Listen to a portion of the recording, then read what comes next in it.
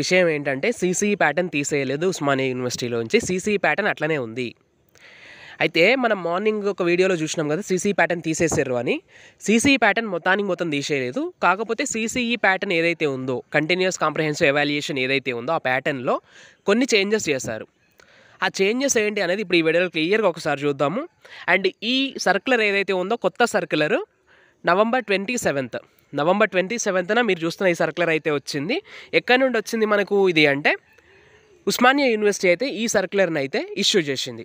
ఒకసారి మనం ఏమేం మోడిఫికేషన్స్ చేశారు, మరి సీసీ ప్యాటర్న్ తీసేయలేదు, సీసీ ప్యాటర్న్ అట్లనే ఉంది అంటే మరి అటెండెన్స్ ఏంటి, అటెండెన్స్ సంగతి ఏంటి అనేది కూడా ఒకసారి చూద్దాము.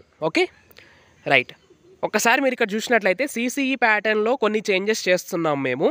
చూడండి ఒకసారి.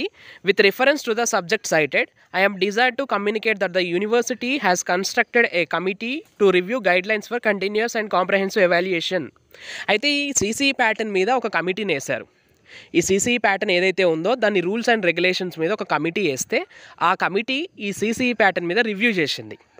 రివ్యూ చేసిన తర్వాత ఇంతకు ముందున్న ప్యాటర్న్ ఏదైతే ఉందో అంటే 4 ఇంటర్నల్స్, అటెండెన్స్కి 10 మార్కులు, ఇంటర్నల్స్కి 40 మార్కులు, సెమిస్టర్ ఎగ్జామ్కి 50 మార్కులు, ఈ ప్యాటర్న్ ఏదైతే ఉందో మొత్తం కూడా 50-50-50 దాన్ని అయితే మొత్తం మార్చేశారు.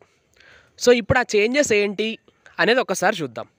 అండ్ ఈ చేంజెస్ ఏ ప్రోగ్రామ్స్కి అప్లికేబుల్ అవుతాయి, ఏ ప్రోగ్రామ్స్కి వర్తిస్తాయి అని ఒకసారి చూసినట్లయితే ఎంఏ కావచ్చు, ఎంకామ్ కావచ్చు, లైబ్రరీ సైన్సెస్ అంటే masters in library sciences, and అట్లనే ఎంసీజే. సో ఈ కోర్సెస్కి masters of science, MSc, MA, MCom, masters in library science, right, and MCJ ఈ కోర్సెస్కి అయితే ఇప్పుడు వీళ్ళు ఇచ్చిన ఈ కొత్త గైడ్లైన్స్ అయితే అప్లికేబుల్ అవుతాయని వాళ్ళు ఇక్కడ క్లియర్గా చెప్తా ఉన్నారు. ఫ్రమ్ ది బ్యాచ్ 2024 and 25 2024 నుంచి 2025 బ్యాచ్ ఏదైతే ఉందో ఇప్పటి బ్యాచ్, ఈ బ్యాచ్కి ఈ రూల్స్ అయితే వర్తిస్తాయని చెప్తా ఉన్నారు వాళ్ళు. ఏంటి మరి ఈ రూల్స్ అని ఒకసారి చూసినట్లయితే చూడండి ఒకసారి. Resolve to approve the report of the committee subject of the following changes in the internal assessments. ముఖ్యంగా ఇంటర్నల్ అసెస్మెంట్స్లో చేంజెస్ చేశారు. ఏంటి అంటే conduct 2 internal assessments instead of 4 internal assessments. CCE ప్యాటర్న్లో ముఖ్యంగా 4 ఇంటర్నల్ అసెస్మెంట్స్ ఉండేవి. వాటిని మనం సింపుల్గా ఇంటర్నల్ ఎగ్జామ్స్ అంటాం. సో ఇంటర్నల్ ఎగ్జామ్స్ 4 ఉండేవి సీసీలో. కాకపోతే మనకిప్పుడు 2 ఇంటర్నల్స్ చేశారు. ఈచ్ ఇంటర్నల్ వచ్చేసి 15 మార్కులు. ఒక ఇంటర్నల్ ఎగ్జామ్ 15 మార్క్స్ అన్నమాట. అండ్ ఇంకొకటి internals 30 marks and end semester examination 70 marks. End semester examination అంటే మనకు సెమిస్టర్ ఎగ్జామ్స్ ఉంటాయి కదా, సెమిస్టర్ ఎగ్జామ్ క్వశ్చన్ పేపర్ వచ్చేసి 70 మార్కులు. అండ్ అట్లనే ఇంటర్నల్ మార్క్స్ వచ్చేసి 30 మార్కులు, మొత్తం 100 మార్కులు. ఇంకెవరికైతే సైన్స్ బ్యాక్గ్రౌండ్ స్టూడెంట్స్ ఉంటారు కదా, అంటే బయోటెక్నాలజీ, మైక్రోబయాలజీ, వీళ్ళంతా కూడా వీళ్ళకి ప్రాక్టికల్స్ ఉంటాయి కాబట్టి ప్రాక్టికల్స్కి 50 మార్కుల question paper, practical examination 50 marks. So అది ప్రాక్టికల్, అది వేరే విషయం. సో ఇదన్నమాట నో వెయిటేజ్ ఫర్ అటెండెన్స్. మరి అటెండెన్స్ సంగతి ఏంటి అంటే ఇక్కడ అటెండెన్స్కి మార్క్స్ లేవు. సీసీఈ ప్యాటర్న్లో మనకు అటెండెన్స్కి 10 మార్కులని ఇంతకుముందు ప్యాటర్న్లో ఉండే, కానీ ఇప్పుడు కూడా ఉన్నది సీసీఈ ప్యాటర్నే. కాకపోతే కొన్ని మాడిఫికేషన్స్ చేశారు సీసీఈ ప్యాటర్న్లో. ఈ కొత్త సీసీఈ ప్యాటర్న్లో అటెండెన్స్కి అయితే మార్క్స్ లేవు, రైట్. అటెండెన్స్కి మార్క్స్ లేవు కదా అని చెప్పేసి కాలేజ్కి పోకుండా, డిపార్ట్మెంట్కి పోకుండా ఉంటా అంటే నడవదు. అది కూడా మీరు కాలేజ్కి పోకపోవటం, అటెండెన్స్ మేనేజ్ చేసుకోవడం, చేయలేకపోవడం అనేది it depends on your department HODs and your faculty. So me faculty మీతో ఎంత బాగుంటారు, వాళ్ళు స్ట్రిక్ట్గా ఉంటారా, స్టూడెంట్ ఫ్రెండ్లీ ఉంటారా, హెచ్ఓడీస్ ఎట్లా ఉంటారు, హెచ్ఓడీ స్ట్రిక్ట్గా ఉంటారా, స్టూడెంట్స్ ఫ్రెండ్లీగా ఉంటారా అనే దాన్ని బట్టి అటెండెన్స్ ప్రాక్సీస్తో మేనేజ్ చేయించగలుగుతామా లేదా అనేది ఇంకా డిపెండ్స్ ఆన్ డిపార్ట్మెంట్స్. ఒక డిపార్ట్మెంట్ హెచ్ఓడి స్ట్రిక్ట్గా ఉండొచ్చు, ఇంకొక డిపార్ట్మెంట్ హెచ్ఓడి స్టూడెంట్ ఫ్రెండ్లీగా ఉండొచ్చు. పర్వాలేదు నాన్న, మీరు గ్రూప్స్కి చదువుకోండి, వచ్చేసి మీరు ఇంటర్నల్స్ టైంలో ఇంటర్నల్స్ వచ్చేసి రాసేయండి, సెమిస్టర్ టైంలో సెమిస్టర్ వచ్చి రాసేయండి, అటెండెన్స్ నేను వీ కెన్ మేనేజ్ అని అనుకుంటే వీ కెన్ మేనేజ్. లేదు అట్లా కుదరదు, అటెండెన్స్కి మార్క్స్ ఉన్నా లేకున్నా 70% అటెండెన్స్ ఉండాలి, 70% అటెండెన్స్ పక్కా ఉండాలి. ఏ డిపార్ట్మెంట్ అయినా సరే, ఏ డిపార్ట్మెంట్ స్టూడెంట్ అయినా సరే 70% అటెండెన్స్ ఉండాలి. మార్కులు లేవు ఇక్కడ, అంతే.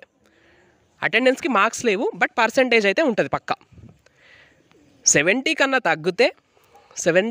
తగ్గితే 60%, 65% ఉంటే అప్పుడు కండోనేషన్ ఫీ అని చెప్పేసి కట్టించుకుంటారు. 2000, 2500 కట్టించుకొని ఆ మిగిలిన అటెండెన్స్ ఎంతైతే ఉండదో ఆ అటెండెన్స్ కూడా కలిపేస్తారు స్టూడెంట్స్కి.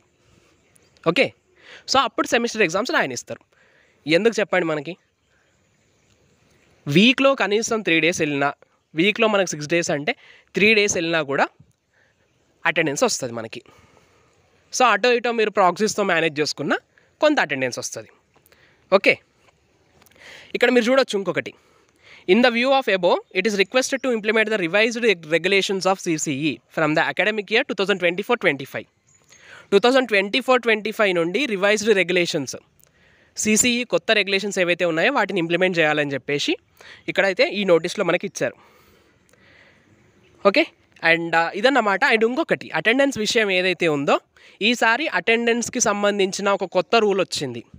ఇంతకుముందు అటెండెన్స్ ఎట్లా ఉండేది అంటే ఇప్పటికీ కూడా మనము బయోమెట్రిక్ వాడుతూ ఉన్నాం కదా డిపార్ట్మెంట్లో, ప్రతి డిపార్ట్మెంట్లో బయోమెట్రిక్ ఉంటుంది.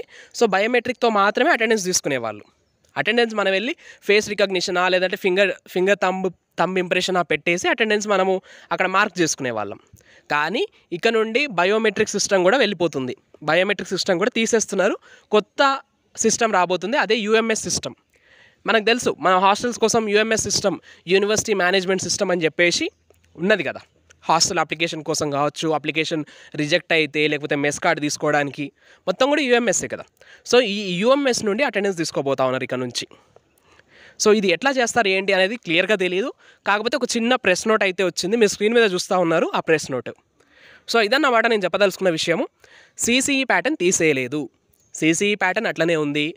అండ్ ఇంకొకటి CBCS ప్యాటర్న్ కూడా వాళ్ళు ఫాలో అవ్వట్లేదు. Osmania university CBCS pattern follow అవ్వట్లేదు ప్రస్తుతం. ఉస్మానియా యూనివర్సిటీ ఇంకా CCE ప్యాటర్నే ఫాలో అవుతుంది, CCE ప్యాటర్నే ఇంప్లిమెంట్ చేస్తుంది. కాకపోతే ఇంతకుముందు ఉన్న CCE ప్యాటర్న్లో చాలా మాడిఫికేషన్స్ చేశారు.